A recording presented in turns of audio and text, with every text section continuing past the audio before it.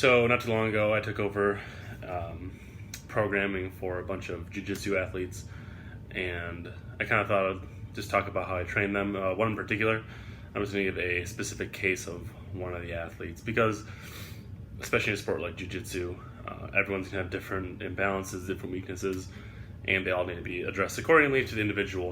There's no one good way to train for every single jiu-jitsu athlete or MMA, whatever it may be.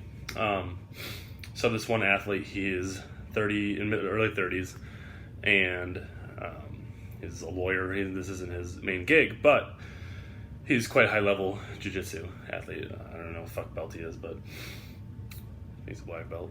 I don't know. Anyway, so for him, he had I'll backtrack. First thing I want to get him stronger, obviously. Specifically his squat. He was lacking a lot of hip strength, and just had some imbalances in his lower body that needed addressing. Hamstrings were weak, glutes were weak, lower back was weak. So, first thing we did is, as with pretty much every athlete I've ever trained, we had him box squatting. First thing he learns how to box squat properly. Not squatting to a box, but box squatting are two different things. And especially for athletes, it's easier on the joints, easier on the knees. You can use less weight and get the same muscle stimulus, essentially. So a big part of training athletes is minimizing stress in the body, especially with jiu-jitsu. There's a lot of stress on the joints and connective tissue, so we want to minimize how much stress occurs in the gym. So starting out, first thing that's the most important, obviously, is technique. And then for him, and pretty much everyone, technique first, then work on speed, and then we actually work on the loading. So first time he ever squatted with me, he was using just 95 pounds to the box squatting, and we did sets of 3. That was the heaviest weight he could move quickly, somewhere around 0.8 meters per second, somewhere around there. I just kind of eyeballed it. This wasn't using any kind of technology to measure it, but went by my experience, essentially. So doing sets of 3, then we did 6 sets of 3 there first time, and we just slowly added weight. Want to keep speed high. I've never loaded him to a point where his squats are slow, and recently he's been with me, how long? 3 months, and he was now squatting triples with, last week with the safety squat bar, box squatting to 275 for triples. 6 sets of 3 is this most recent workout, with the same speed he was working with 95 at the beginning. So it's a huge improvement. Nowhere near his max, but his max clearly improved. Anyway, so box squatting is a big thing. Strengthen his hips. There's some lateral pressure in the box squat. If you're doing proper, it's a pretty wide stance for him, and just helping his athleticism. So the biggest thing, I want to get his squat up to a quick double body weight squat, because for athletics, you see the most carryover right around a double body weight squat. So once we get there, moving it quickly, that's primo. Beyond that, with his lower body, his hamstrings were weak, so we've done a shit ton of hamstring work, a lot of back extensions with weight. We regularly do sets of like 15 back extensions with a barbell, with as much range of motion as we can possibly create with it. And we'll do sets of usually like 15 to 20 with around 155 pounds, somewhere around there. And there's no problem with him. Does a lot of hamstring curls. We normally do several different variations. We'll do standing ones. We'll do laying versions, banded ones. And so that's a big thing with his lower body. So his most specific issue to him is he had an AC joint separation when he was younger. I think his early 20s when it happened. And it was on his dominant arm. He's right-handed, and that's where he had the injury. And it's his severe control imbalance more than anything, because over the years after the injury, he has compensated so heavily with his jiu-jitsu that side doesn't really know how to work. His right arm is more or less useless. When we started, I had to do some single-arm dumbbell presses to see how bad the imbalance was. And with his, again, dominant arm that was injured, he could barely press a 15-pound dumbbell for 5 reps. That was difficult, very difficult. And it wasn't necessarily a strength issue, it was just a control issue. And last week he did 45 pounds for 15 pretty easily. So there's still an imbalance there. In his left arm, which is his non-dominant, he could probably rep that same weight for like 30. So there's still an imbalance, but the improvement has paid dividends, especially with jiu-jitsu being such a full-body sport. one of the things with him, like I said, was a control issue. So a lot of it was reteaching his body how to move properly. So one thing we did that's helped him a lot is with the cable crossover. We've been doing, I call them pull crosses. I'm sure they have a real name, but basically have the cable machine having a stretch position across his body, pulling perfectly horizontally. We pull across the chest like this. That's his finished position. Nice stretch, you get stretching the shoulder blade will move as far as it possibly can. Pull across, squeeze the shoulder blade together. So we'll do those before we do any pressing movements, just to prime his upper back, shoulder blade, shoulder, everything to move properly, essentially. That's had huge carryovers. One of his weaknesses was his upper back as well. There's a weak upper back. Again, a lot of it's from compensating for that injury he had previously. So now when he squats, like I mentioned earlier, he uses a safety squat bar to have more upper back gains, I guess I want to call it. And we do a lot of horizontal pulling. So we do, chest supported rows, we do barbell rows, pendlay rows, everything you can possibly imagine. A lot of croc rows, especially because there's some anti-rotation involved, which is going to help. But those are the main things we do with him. We do some sports-specific stuff. He comes to me twice a week only. And our setup is, I guess you call it conjugate light. So we do have a heavy day and we have a speed day.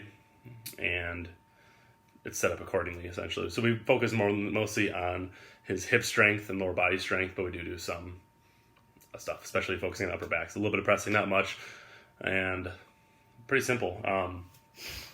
Speed is paramount. We do one of his warm-ups, typically, especially on a speed day, is going to be box jumps. We do a lot of box jumps, different kinds. We do off the knees. We do single leg. We do typical box jumps, straight leg box jumps, everything you can think of, kind of just rotate through. Just have some variation, more or less, but his box jump height has gone up, I think, 13 or 14 inches at the time I've trained him, so that's pretty awesome.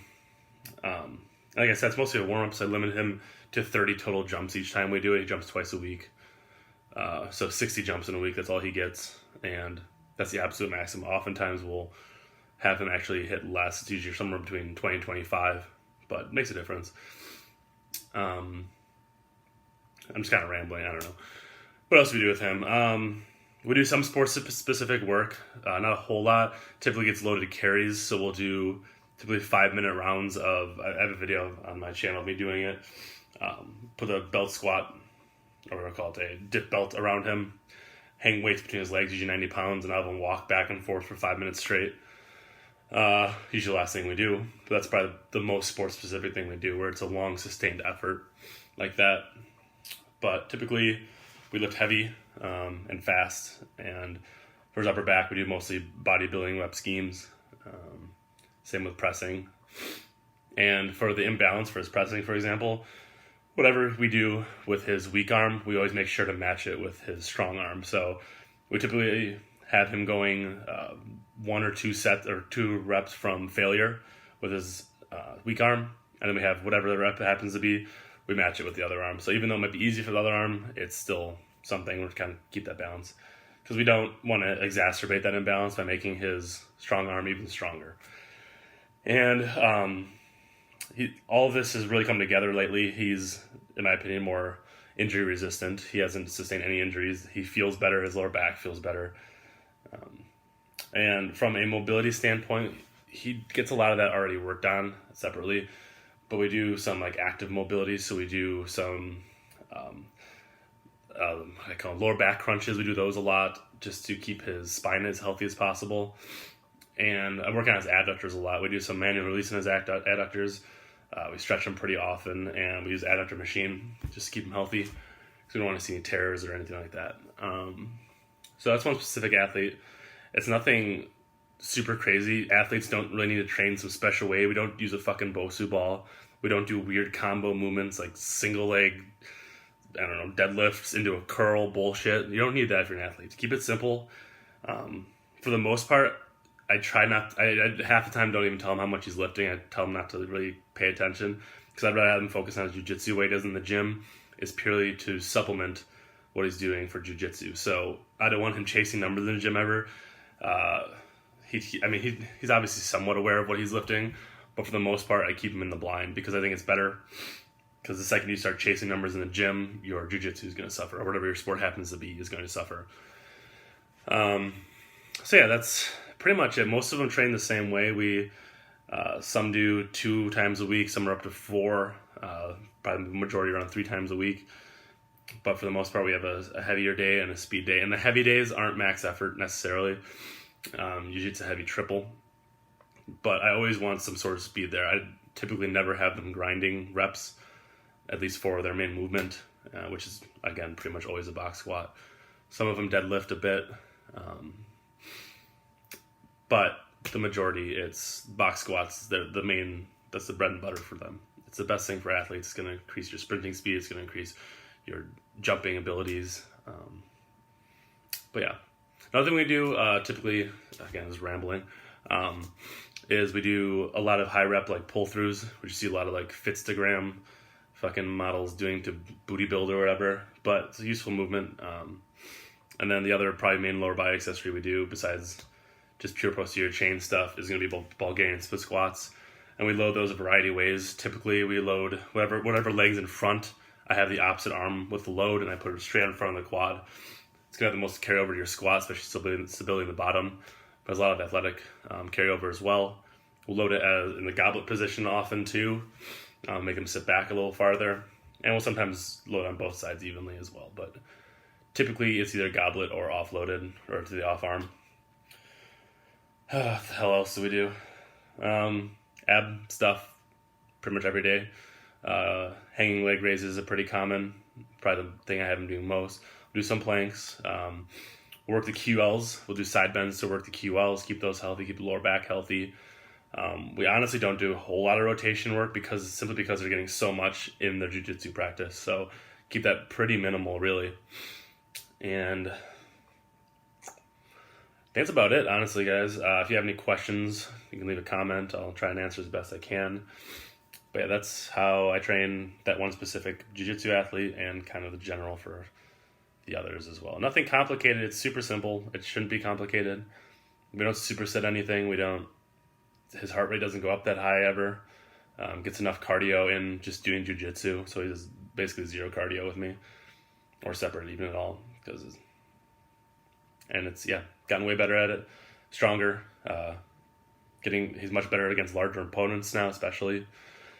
And that's all I got. That's the end of my rambles. So, again, if you have questions, please ask. I'll try and answer the best I can.